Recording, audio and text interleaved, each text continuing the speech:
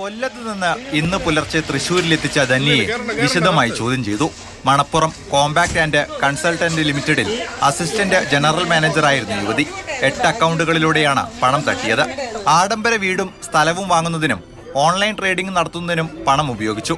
മണപ്പുറത്തു നിന്ന് ഭർത്താവിന്റെയും ബന്ധുക്കളുടെയും അക്കൗണ്ടുകൾ വഴിയാണ് പണം തട്ടിയിരുന്നത്. അക്കൗണ്ട് വിവരങ്ങളെല്ലാം പോലീസ് പരിശോധിക്കുകയാണ്. സ്ഥാപനത്തിലെ ടെക്നിക്കൽ വിഭാഗം മാനേജറായി ജോലി നോക്കിയിരുന്ന ധന്യ മോഹൻ സോഫ്റ്റ്വെയറുകളിൽ കൃത്രിമം നടത്തിയാണ് ഇത്രനാൾ തട്ടിപ്പ് മറച്ചു പിടിച്ചതെന്നാണ് പോലീസ് സംശയിക്കുന്നത്. ഇതടക്കമുള്ള കാര്യങ്ങൾ ഇന്ന് നടക്കുന്ന വിശദമായ ചോദ്യം ചെയ്യലിൽ വ്യക്തമാകുമെന്നാണ് പ്രതീക്ഷ.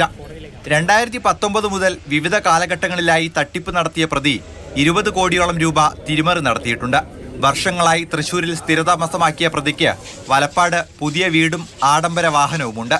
Kodungallur DYSP VK Raju, Valappad CI MK Ramesan എന്നിവരുടെ നേതൃത്വത്തിലാണ് അന്വേഷണം നടക്കുന്നത്.